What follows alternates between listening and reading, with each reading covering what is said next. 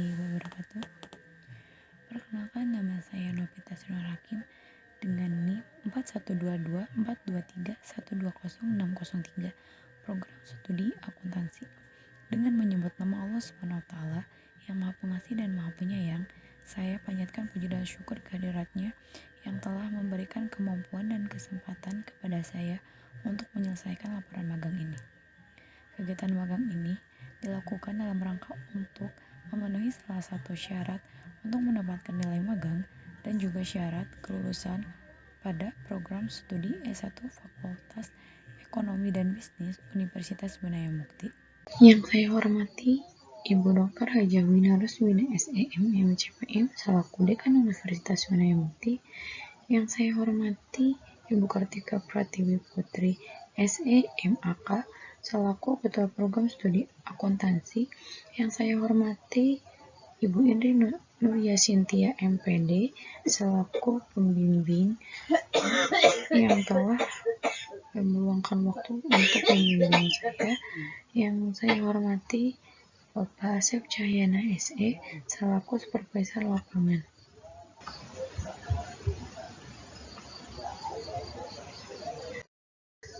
Di sini saya akan mempresentasikan laporan magang saya yang berjudul Pengaruh Faktor Internal terhadap Keberlangsungan Produksi PT Karya Cahya Anyway.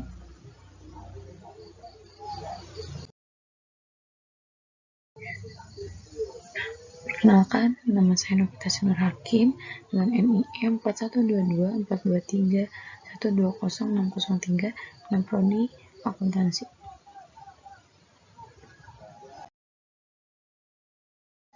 Di sini ada 4 pembahasan. Pembahasan yang pertama adalah profil perusahaan, yang kedua aktivitas magang, yang ketiga faktor internal dan keberlangsungan produksi, dan yang terakhir ada kesimpulan. Langsung saja ke pembahasan pertama, yaitu profil PT Karya Cahya Anhui atau PT KCA.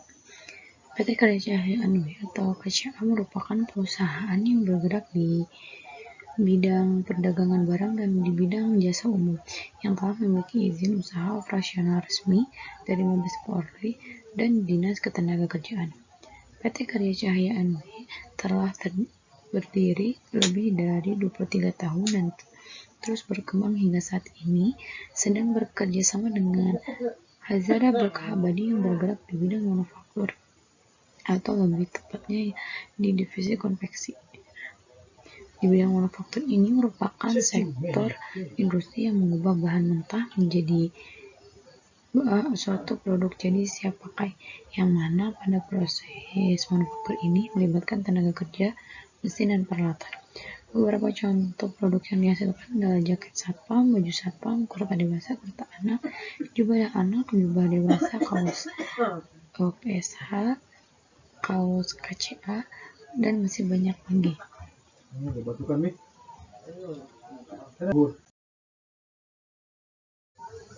Di sini ada aktivitas magang. Aktivitas magang yang pertama yaitu membuat worksheet cutting dan report cutting, yang kedua membuat purchase request, yang ketiga membuat line chart showing, yang keempat membuat HPP sampel dan HPP produk, yang kelima membuat status cutting dan status finishing, dan yang terakhir membuat shipping instruction, packing list, dan surat jalan. Yang pertama ada worksheet cutting dan report cutting. Tugas ini dibuat untuk memberikan instruksi pemotongan bahan sesuai dengan purchase order atau PO. Tujuannya yaitu untuk tujuan pembuatan report cutting itu untuk mengetahui jumlah kain yang dibutuhkan untuk satu model baju dan untuk mengetahui total pemakaian kain untuk perencanaan bahan baku dan pengendalian biayanya.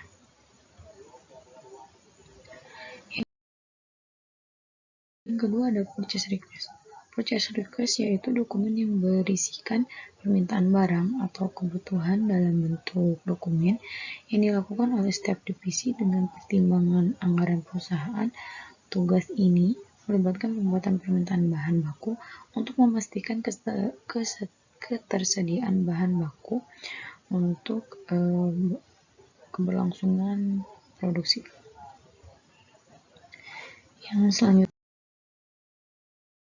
ada trimmed saving. Tugas ini dibuat untuk memudahkan tim saving dalam melaksanakan atau menjahit produk. Membuat bagan. Nah, di sini saya membuat bagan dan tabel yang mencantumkan detail tentang bahan-bahan yang akan dibutuhkan selama proses menjahit. Isi trimshot ini yaitu sel fabrik atau bahan utama. Yang kedua ada variasi, aksesoris, dan purchase order atau quantity PO-nya. Nah, sel fabrik ini yaitu bahan utama baju, dan variasinya ini kombonya. Nah, di baju itu kalau ada 2 warna dimasukkan ke variasi. Nah, aksesoris itu termasuk main label, emblem, yang gitu.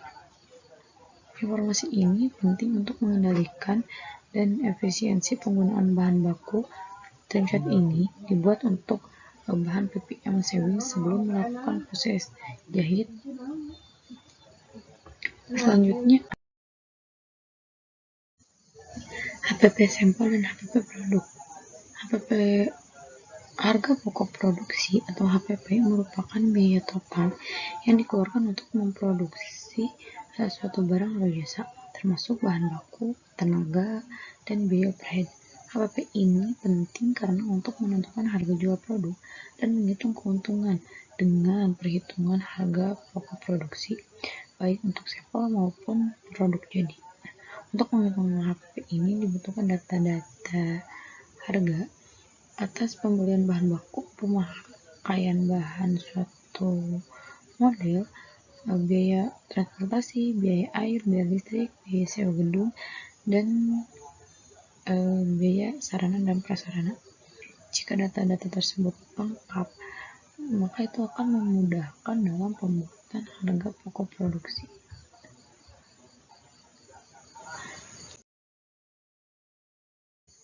Selanjutnya ada packing list, shipping instruction, dan surat jalan. Shipping instruction atau instruksi pengiriman yaitu dokumen yang berisi instruksi detail tentang bagaimana barang harus dikirim. Packing list atau daftar kemasan yaitu dokumen yang berisikan rincian isi setiap kemasan barang yang dikirim dan berisikan alokasi barang tersebut ditujukan kemana saja.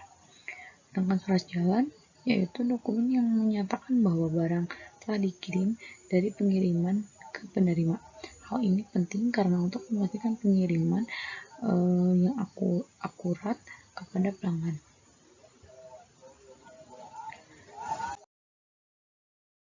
Yang terakhir ada status cutting dan status finishing. Pengecekan status cutting dan status finishing ini dilakukan untuk memeriksa ketepatan waktu pemotongan bahan dan proses finishing. Mencatat status cutting, setiap pemotongan bahan apakah model itu sudah terpotong atau belum. Nah, untuk mencatat status finishing setiap produk untuk memastikan apakah produk tersebut sudah selesai atau belum. Nah, hasil pengecekan status tersebut akan disampaikan atau diberitahukan kepada supervisor dan tim produksi.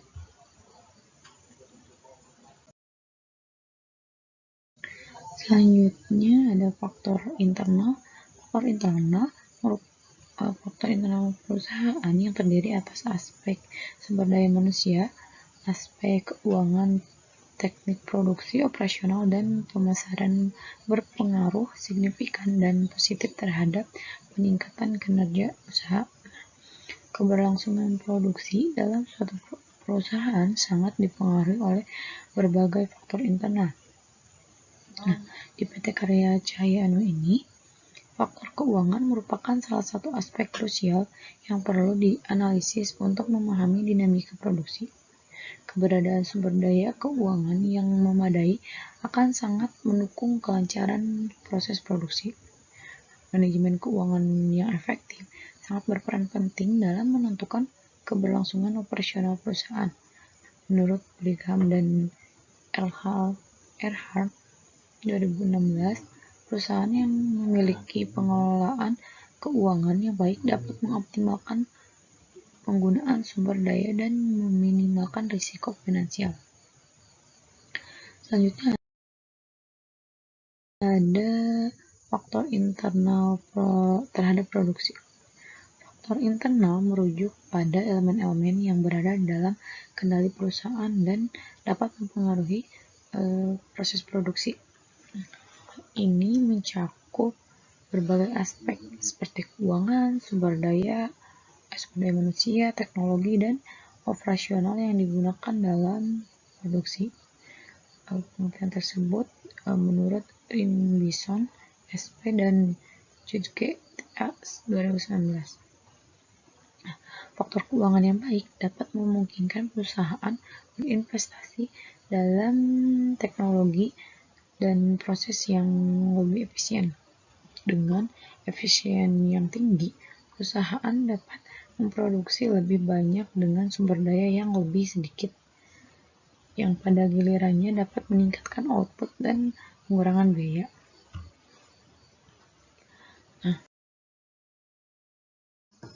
Menurut Elkington 1997, keberlangsungan produksi adalah kemampuan perusahaan untuk mempertahankan proses produksi secara berkelanjutan dan untuk mencapai target produksi yang ditetapkan.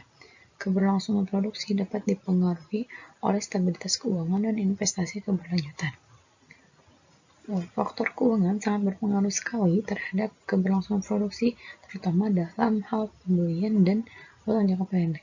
Jika tidak ditangani dengan cepat, dapat menghambat keberlangsungan produksi karena keterlambatan dalam pembayaran kepada pemasok atau pemokok akan menyebabkan gangguan dalam proses produksi karena tidak memenuhi kewajiban keuangan tepat waktu akan menimbulkan pemutusan kerjasama dan akan menghambat pengiriman. Keterlambatan pengiriman pun menjadi faktor yang dapat menghambat keberlangsungan produksi karena jika terjadi keterlambatan pengiriman, pihak pembeli akan membatalkan kesepakatan karena barang yang diterima tidak dikirim dengan tepat waktu, dan pihak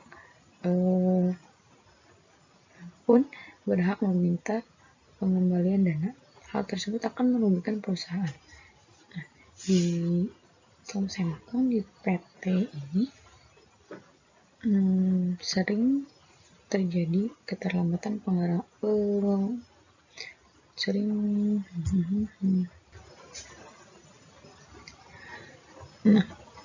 selama saya magang di PT ini sering terjadi keterlambatan pembayaran kepada pemasok, dan hasil yang didapatkan yaitu keterlambatan atau kerjaannya itu di stop dulu selama itu.